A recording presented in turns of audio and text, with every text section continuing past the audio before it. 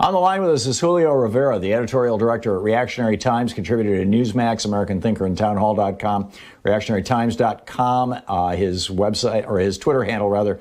Oh, yeah, it's Julio. Julio, welcome back. So what's wrong with unions? Why should American workers not be allowed to join together and have representation in their workplace? Okay, well, first of all, Tom, we don't live in, the 1800s or the early 1900s where unions really were useful because, working conditions were dangerous back at that time. But let me just give you some recent historical information. The United Commercial Workers, Commercial Food and Workers Union has actually done more damage to the workers. Basically, a lot of workers have lost their jobs during the pandemic. What wound up happening is that they've been pushing for a higher pay from certain, groceries chains and whatnot. And what wound up happening is they pressured in Long Beach, California. They pressured the local government there to create an ordinance looking to pay grocery workers $4 extra an hour, which wound up leading to two grocery stores, two Kroger locations closing. So what winds up happening is they put a lot of $4 an hour broke a multi-billion-dollar corporation? Is that what you're trying to tell me, Julio? And by the way, if you say you're saying that back in the 1800s, when people were getting killed on the job, that unions were providing a useful function. Have you paid attention at all to what's going on in meat packing plants in America right now? There's some of the deadliest. Certainly, it's a deadlier job than being a police officer. No, it's not, and I don't hear about people dying constantly, cutting meat and anyway. Well, let me make another. But even if people aren't dying, don't they have the right to have some say over how they're treated in the workplace? I haven't heard anything about that, and I'm not going to let you throw me a curveball here. I'm going to stick to my point. The point I want to make, though, Tom, and this is a very serious one, is that these corporations are only going to put out as much money on payroll as they deem necessary for their profit margins. And that's what it boils down to. You can't sit there and force a company, a private business, to do business in the way that you'd like them to do it. Yes, you can. Ultimately, that's going to lead to less jobs. They're going to. No, we do that all the time, Julio. We do that with minimum wage laws. We do that with safety laws. Fine. And by the way, if they can't get people to work for them, these corporations, they don't have anything without workers. Workers are who produce the goods and services that these fat cats are getting rich off of.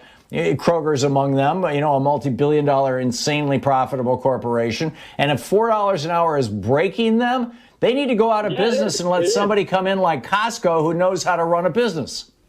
Yo, let me tell you something about Costco. I'm glad you bring that up because in that ordinance that the city of Long Beach actually put forth, Walmart and Costco were actually exempt from having to provide that extra $4 an hour. So these cities are actually, when they're putting together these laws, much like legislation in Washington, D.C. This is not unionization that you're trying to debate here with me, Julio. We're not talking about a law in Long Beach. We're talking about the right of people to have a union. Republicans hate it.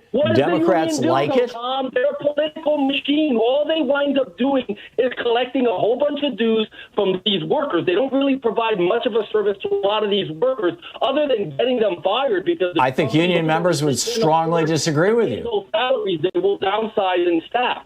So there's people out there. Listen, these unions, and I'll use the UCFW example again. During the pandemic, when people were losing their jobs, they didn't do anything to cut back on the collection dues. That would have immediately probably saved jobs. The companies could have temporarily dropped salaries, to offset the not collecting dues for a short period. These unions, all they do is they contribute money to politicians to do this for the politicians. So give me, Julio, I still haven't heard an answer to my question. Why should people not have the right to unionize? if they choose to. Well, listen, I'm not saying they don't have the right to unionize, but they have to live with the consequences of it. If they sit there and they fight, these corporations... They're perfectly willing to do that.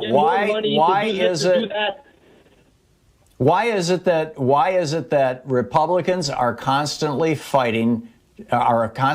opposing the right of workers to unionize? You've got I believe it's 34 states now, it might be 22, that have these so-called right. Union is taking $3 off of your $15 an hour pay. You're effectively making $12 an hour.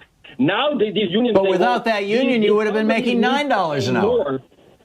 What was that? Without that union, you would have been making $9 an hour.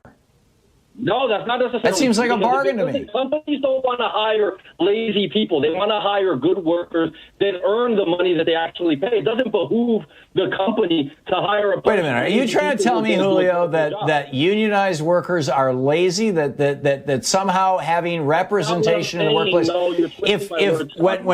When CEOs get together and form a corporation, does that make them lazy too? Listen, that's not what the example is. We're talking about, end workers, like people who are going to work in, let's say, the Amazon factory. In the Amazon factory, Amazon, Jeff Bezos, and all these fat cats, as you like to call them, are only willing to expend but so much money for that workforce. So what's going to wind up happening is if they unionize and they force, you got to pay us at this rate or we're going to strike and you're not going to have anybody to work that factory, they're going to wind up leading to massive layoffs. They're going to say, okay, we're only... No, they're going to wind up getting benefits. That's how it has worked for over 100 years. Well, listen, how do you think that, Julio, it was unions who brought us the 2-day weekend. It was unions who brought us the 8-hour day. It was the unions who brought us the 40-hour week. It was unions who brought us workplace safety rules. It was unions who brought us the minimum wage. And what have you done unions have done... Get people fired. They sit there and they fight for an extra $1, an extra $2, an extra $3. To those corporations, they're going to be like, okay, well, we don't have extra money, so we will pay the individual worker that much. No, this is not about money. This is about power. Fire people. Fire people. Would you rather have more people employed or less people employed, Tom? And let me tell you something. That 20% or 15% or whatever it is that the union takes off of the top from that salary, I mean, do they really earn that money? Let me ask you a question. Yes. Unions are democracies, Julio. Their importance? That's my question. Unions are democracies. They are absolute democracies. Unions elect their own leadership. Unions, the rank and file of the unions determine their policies. So you're anti-democracy now, too. Tom, you talk like a guy who's never started a small business, and I know that's a lie because I know you have, and I know you have a smart business mind. You can't possibly believe that unions are still as relevant and as necessary as they were 100 years ago. That is just... I do. In fact, I think they're more important now than ever before, particularly with the ability of companies like Amazon to hyper-surveil people. But anyhow, Julio, thanks for dropping by. It's always good. That's another argument, which I do agree with. They shouldn't have that right. Okay, well, the union would be fighting that. Julio Rivera, reactionarytimes.com. Oh, yeah, it's Julio on Twitter. Thanks, Julio.